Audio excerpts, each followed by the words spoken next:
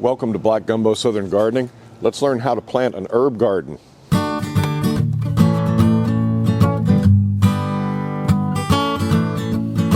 I have here a small raised bed. It's 2 feet by 6 feet, and I've had this bed for a couple of years now, and I've grown herbs in this bed. I love to cook, and having fresh herbs on hand, being able to just go out in the garden and snip you off some oregano or some thyme or some rosemary, some basil, man, you can't beat that. And it's relatively inexpensive. So we're going to replant this bed. The freeze knocked everything out of it. I had rosemary that was 3 feet tall. I had thyme. I had all kinds of good oregano in here, all kinds of things in this bed. But we had that big freeze. So I've got to start over. So I thought I'd take the opportunity to show you how easy it is to get some herbs, put them in the ground, and have a kitchen herb garden. I am going to use starts. I bought these starts because they looked really good, some of them. And, well, I need those herbs to get going quickly. And so starting from seed is an option. I'm going to start some from seed, but it's not yet time. It's still a little too cool to start seeds directly in the ground for some of the herbs I want to grow, like basil. So I can put in the plants now because it's likely we're not going to have a freeze. And if we do have a frost or a freeze, this is a bed that's small enough that I could just throw a cover over it and we can insulate it. So let's get started. One of the most important aspects to any kind of gardening is good soil, healthy soil, not just dirt. If you're new to gardening, when you put in a new garden bed, that's your opportunity to give yourself get off on the right foot. Get you some gardening mix that is high in organic material, that drains well, especially in a raised bed. I like this potting mix, actually. I use this potting mix to top off my raised beds. What's in here is already nice and loose. It drains really well. It grew herbs really well for me. It is actually a potting mix and compost that I made myself. But this was really densely planted. And because of all the plant life that has thrived in here for the past 2 years, there's a chance that I could have better soil if I amend it. So I'm going to top these beds off with some fresh potting mix, and I'm going to add a low-dose organic fertilizer to the soil as well. So that will give my plants all the nutrition they need. I really won't have to fertilize this bed all year. If this is good organic soil, and it's really healthy soil, you don't really need to come back and add more fertilizer. I do that on an annual basis. So let me get these topped off, and we'll plant our plants.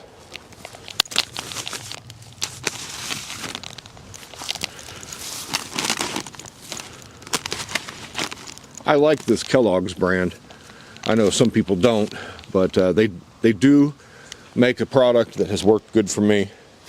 And I like it, so that's what I'm using. I'm just going to top off this bed.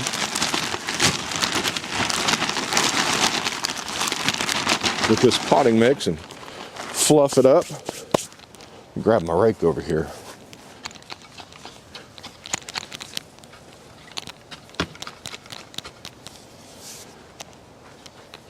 Hold that, please. All right. This stuff's been sitting in my driveway for quite a while. It's grown a little bit of biology in here. A little bit of mold. That's okay. That's just biology. Won't hurt your plants. Last year, I grew my herbs in this bed and some ginger. I grew a ginger plant right there. And when I pulled it out to save it from the freeze, I probably left some roots down in there. I wouldn't be surprised if we had some ginger come up right there later on when it warms up. We'll see. And that's okay. If it comes up there, it grew quite nicely right there by the rosemary. Didn't seem to bother anybody and wasn't bothered by anybody. So yeah. All these herbs, these kitchen herbs, generally you can grow them all together. Just keep a label handy so you know what you got, because some of these herbs look alike. Marjoram looks like oregano. Parsley looks like cilantro. You know, So keep your labels in place, because the last thing you need is when a recipe calls for English thyme, you don't put oregano in its place. All right, nice and smooth. I like my gardens to look nice. What I'm also going to do, as I mentioned, you really only need to amend your soil once a year. So I'm going to do that now. I'm going to amend my garden bed with some organic fertilizer. This is a 333 low dose organic fertilizer from IV Organics. IV Organics makes excellent products. If you want to get 10% off of IV Organics products, use my link below and go there, enter the code Gumbo10, and you'll get 10% off of your whole order. I like their products. This stuff is totally organic. It's got your nitrogen, your phosphorus, your potassium, but it also has calcium, magnesium, sulfur, and iron. Those are your other macronutrients that your plants need. Calcium, magnesium, sulfur, iron. It's derived from all natural materials, and it looks a lot like some of the other fertilizers I've used. It looks a lot like Dr. Earth's, actually. Yeah, I don't know if you can see that in there, but it's good stuff. Now, follow your instructions. You want to add this about, what does it say to a new garden bed? 20 square feet gets 3 cups, about 1 pound. I have 12 square feet, that's about half, so I'll put about a cup and a half, measured by my hands, in my soil. With such a low dose fertilizer, 333, it's hard to overdo it. So a good dusting, whatever feels about right. I think that feels right. All right, let's work that into the soil. I'm just going to scratch it into the surface.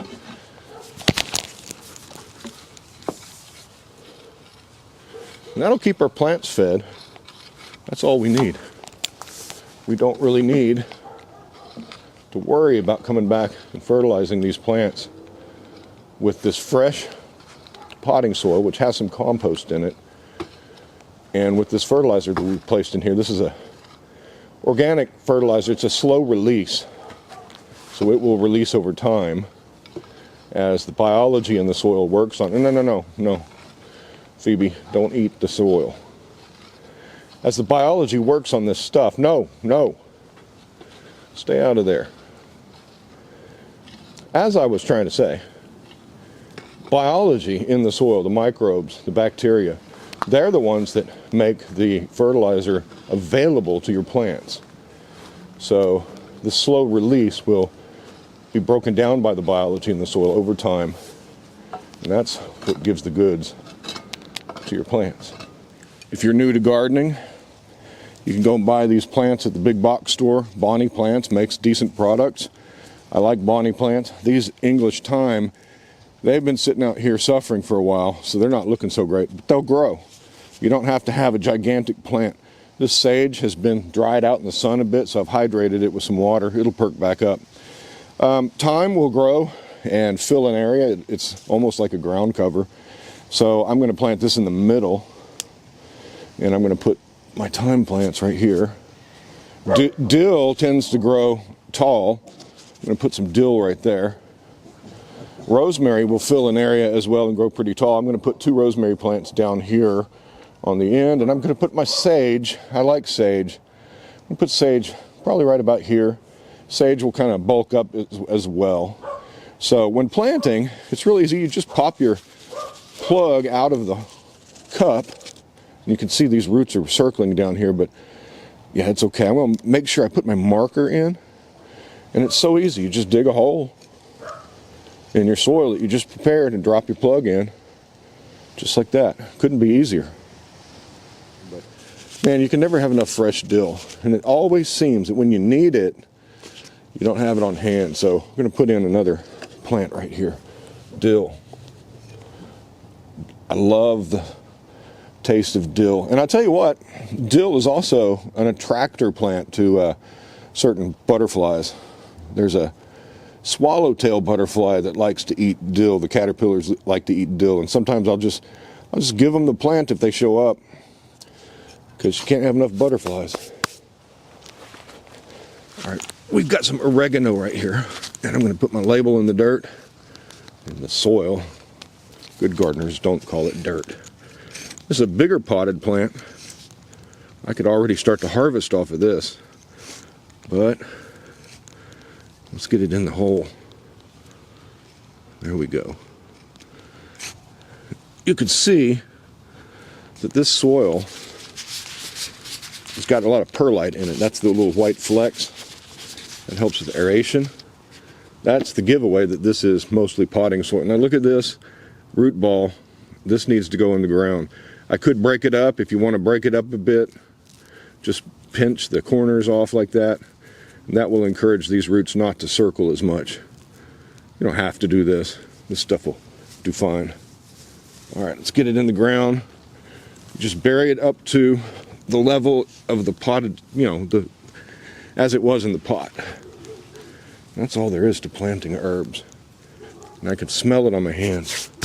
That good oregano smell. Wow. Some good leaves on that oregano too. Beautiful. I like to have on hand what I consider the kitchen essentials. Some people grow an herb garden and put medicinal herbs and things like that. That's great. And I've grown medicinal herbs in the past. But I like to cook. And the essentials are what I'm growing. Your average basic herbs. Basil. Of course, I don't have any basil just right now. Sage, thyme, oregano, rosemary. Kind of the big hitters, the main things. I like to grow those because they're so good fresh. You just can't get that good sage flavor from dried sage as well as you can from a fresh plant. That plant's already perking up, having been watered just a little bit ago, and I can smell it. I also consider chives to be an herb, and I've got chives planted throughout my garden as well, just not in this little part right here. See, this rosemary circling like that. We'll just take those roots off. I was so proud of my rosemary last year. I saved a ton of it, and it's dried in the house. But I tell you what, it's not as good as the fresh stuff. So we're going to grow some fresh stuff now. I tell you what, by summer, this garden bed, you won't be able to see the soil. There'll be so much lush growth here, and it will smell so good. I always love to walk by the herb garden and rub my hand on the rosemary. It's just such a wonderful thing. Beautiful.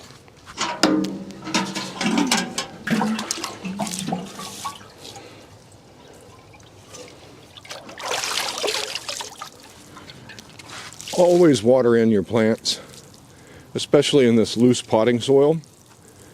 What this will do is it will help settle the soil around the roots of your plant. There won't be any air gaps down there. And the more surface area of the soil that is in contact with the roots, obviously the better off the root is going to be. So watering in, always an important task. Typically, I never have to water my herb garden. The rain in our area is sufficient. I don't think I watered this bed, not even once last year. I could be wrong, but I don't remember watering these herbs. They just grow. Especially this rosemary. Rosemary can take a drought. And there was a time when you could go to the grocery stores, to the garden section, if you got a grocery store like we do that has a gardening section, and the herb starts, like these rosemary plants, were cheaper to buy in the garden section than the fresh herbs inside the store. This year, with plant prices the way they are, I don't think that's the case anymore, but yeah, always check your garden center first for cooking. All right, we're done. My fig tree that used to sit right here died in the freeze. Most of these fig trees survive, but I think these three right here, that one on the end is fine, but this one and that one are dead. The rest of them seem to have done okay. So what I'm going to do is I'm going to bring one of my herbs that I've already got growing in a pot, and I'm going to put it right here so everything will be in the general area. I have some parsley growing right here. So we'll just add this over to our herb garden. This parsley survived the freeze. I didn't cover it or anything, and it's doing great. That's the same soil, that Kellogg soil, that's the same soil in this pot that we have here. So with a little raised bed like this, you can just treat it like it is a container and grow in it like that. So, yeah, look at that, man. It is a good idea to mulch any garden. Bare soil, like I have out here, bare soil can be managed, but it's a good habit to put a layer of mulch 1 inch to 2 inches thick.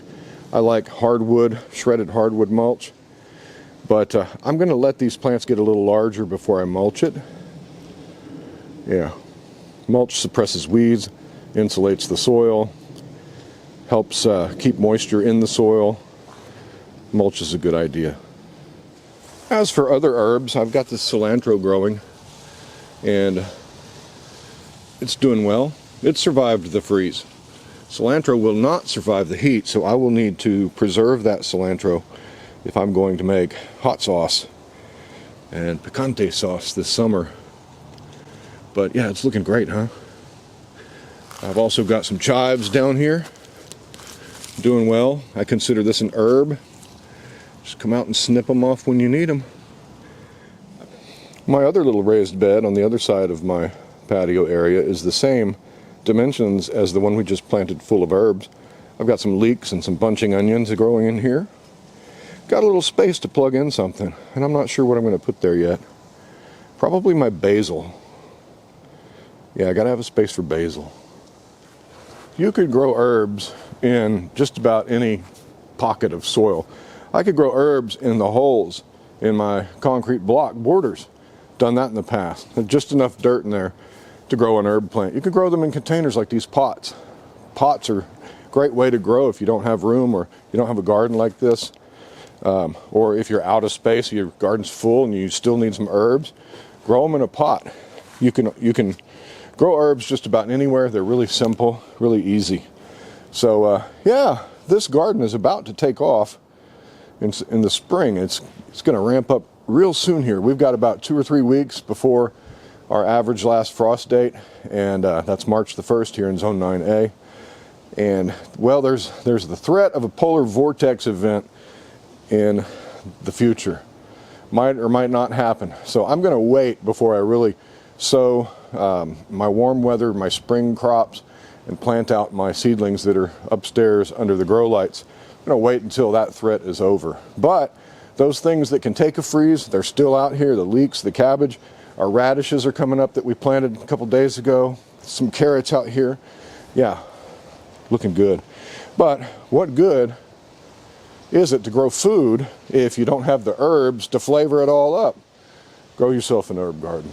Hey, thanks for joining me today on Black Gumbo Southern Gardening. I hope that your garden is thriving, and I hope that everything is going well for you this year, and that the spring is looking good for you. Get you some seeds started, get some soil amended, and have happy gardening. Hey, I'll talk to you next time. Bye-bye. I don't mind these oxalis. But these guys, what are you? That's a new one. I don't believe it. Well, I guess I have to believe it. There they are.